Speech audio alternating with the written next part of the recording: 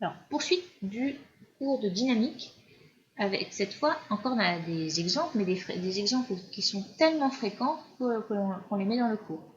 Là, on va étudier la chute d'un système dans le champ de pesanteur, mais en tenant compte des frottements. C'est-à-dire maintenant, le système n'est plus assimilé à un point. Dès l'instant où vous avez prise en compte des frottements, ça veut dire que le système n'est plus ponctuel. Il y a une certaine extension physique et donc il est soumis à des frottements. Donc, les exemples, c'est chute d'une bille dans la glycérine, d'une plume dans l'air, etc. Donc un système qui peut être en chute dans un fluide, qui peut être un gaz ou un liquide, et donc il y a une interaction entre le solide et le fluide. Alors, à quoi peut être dû, enfin, quels sont les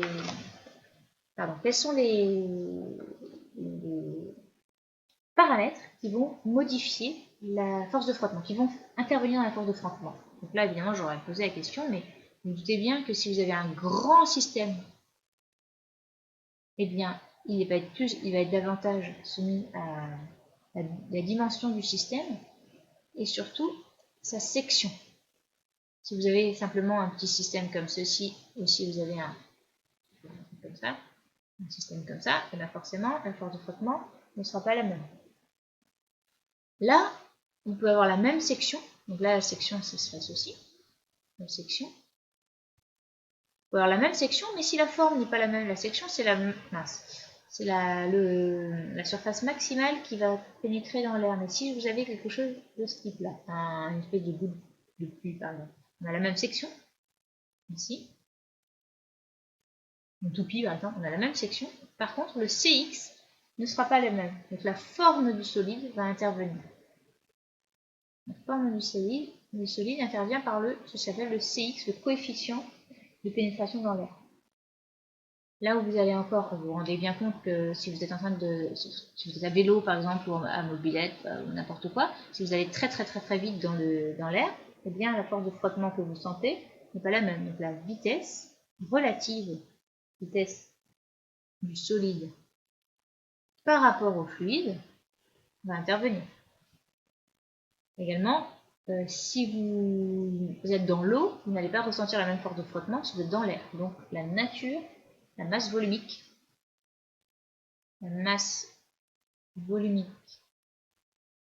du fluide va intervenir, mais également sa viscosité. On peut très bien prendre par exemple de l'huile, qui a à peu près une densité, une masse volumique voisine de celle de l'eau, et la viscosité ne sera pas du tout la même.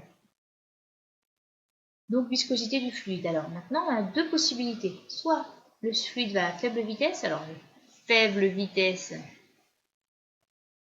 ça ne veut rien dire évidemment, mais ce sera la modélisation que vous retiendrez tout le temps, sauf si on vous précise que le système va à une vitesse élevée. Donc celle-là, elle est à connaître, à employer, si rien n'est précisé. Si autre chose est précisée, à ce moment-là, vous allez utiliser une autre expression de la force de frottement fluide. Donc là, la force de frottement proportionnelle à la vitesse est opposée. Le force de frottement est toujours de sens opposé à la vitesse. Donc F, le symbole ça, F proportionnel à la vitesse. Ici, donc la norme de F, ici au contraire, lorsque vous êtes à grande vitesse, eh bien la force de frottement va être proportionnelle à la vitesse au carré. Vous voyez ici le V carré, et avec U, un vecteur unitaire. Dans l'expression que l'on emploie à grande vitesse, il y a plus de paramètres qui interviennent. Vous voyez que vous avez le CX qui intervient, la masse volumique du fluide, la section S du solide et la vitesse au carré. Et par contre, on remarque encore que la force de frottement est bien opposée au vecteur vitesse, parce que le vecteur U est, en fait, c'est le vecteur V divisé par la norme de V. Donc c'est un vecteur unitaire de même sens que V. Et on voit donc la force de frottement opposée au vecteur vitesse, dans le sens opposé au vecteur vitesse. Alors, ce qu'on peut nous remarquer, ah oui, j'aurais dû en parler un petit peu d'abord. Le CX, voilà, vous voyez que la valeur différente selon le coefficient de pénétration, selon la pénétration des solides dans l'air. Là, c'est très difficile que ce solide pénètre dans l'air, beaucoup moins pour celui-ci. Et je l'avais écrit là, le vecteur unitaire collinéaire à la vitesse de nos sens. Et l'expression, on peut la résumer, proportionnelle au carré de la vitesse et caché dans le K, comme ça vous pouvez retenir, caché dans le K, le CX, la masse volumique et la section, il y a un facteur 1,5. Donc à retenir, F égale moins K V carré U dans le K.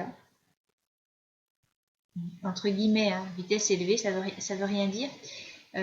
Si vous aviez fait l'aspect PC, vous auriez su dans quelle situation on parlait de vitesse élevée.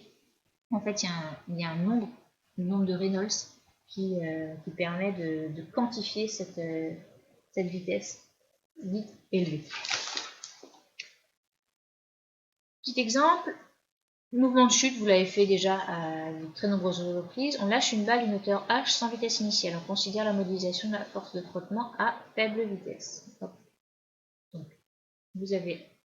je commence par représenter l'axe ici. On va prendre un axe. On peut choisir. C'est pas très malin d'ailleurs ce que j'ai fait. Je suis en train de choisir un axe vertical ascendant.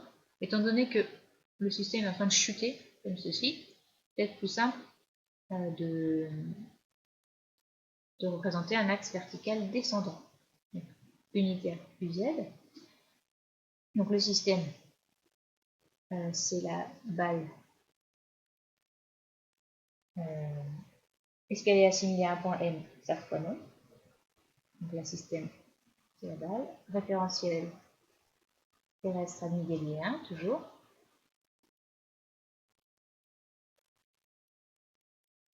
Bilan des forces. Et dans le même temps, eh bien, vous représentez le bilan des forces.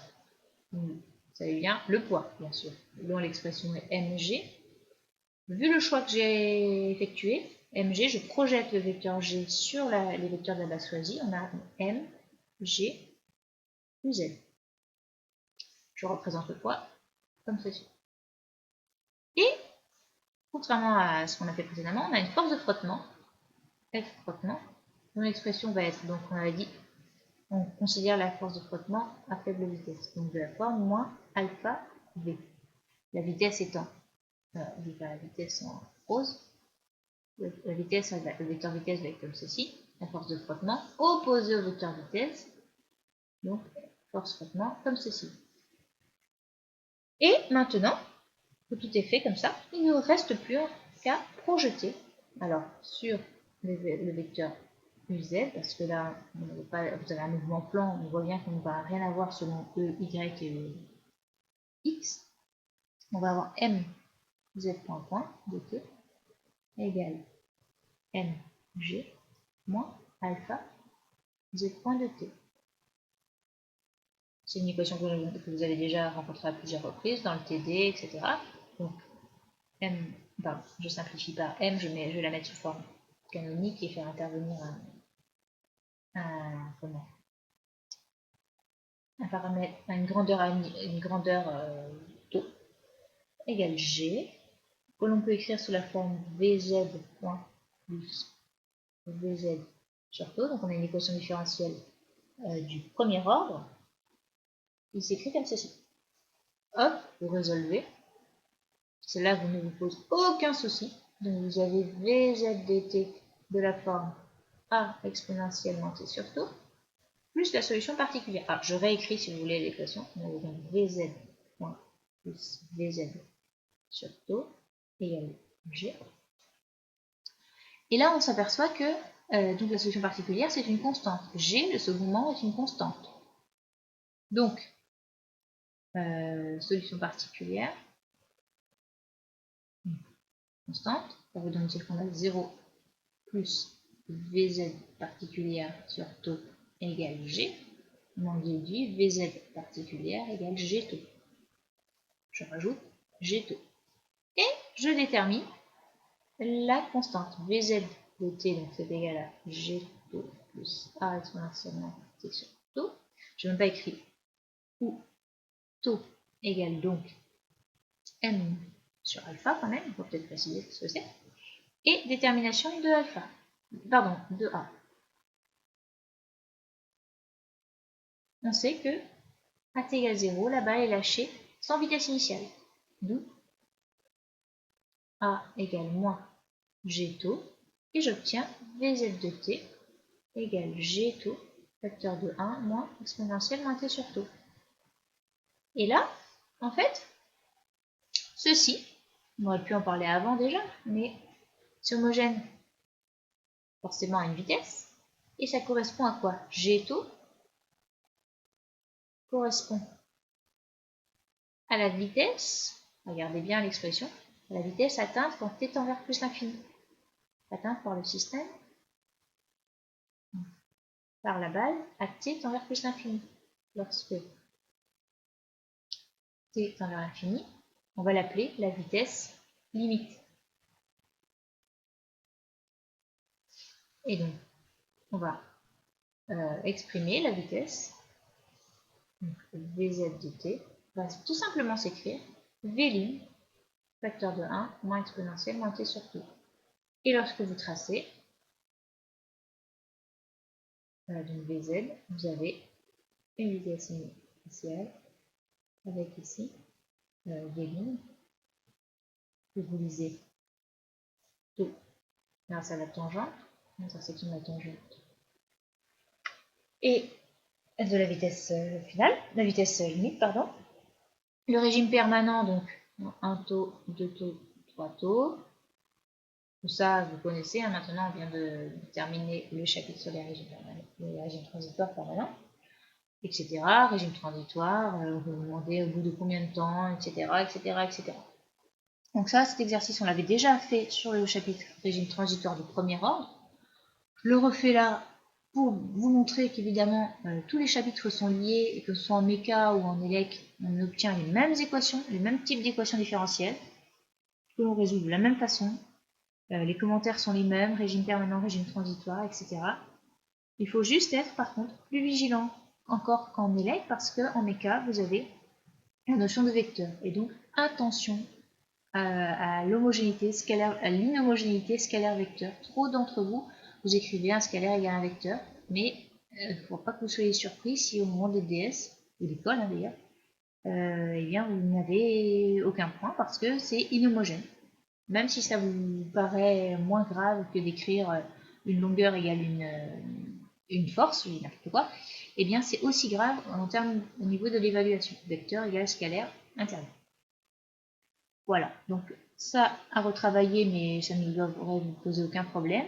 Et on terminera le chapitre par l'étude du pendule simple.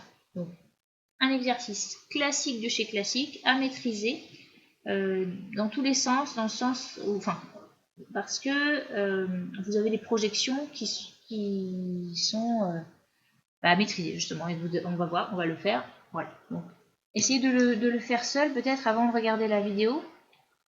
Peut-être, enfin bon, en tout cas, bon courage pour travailler ce cours et puis à plus tard pour un autre point court.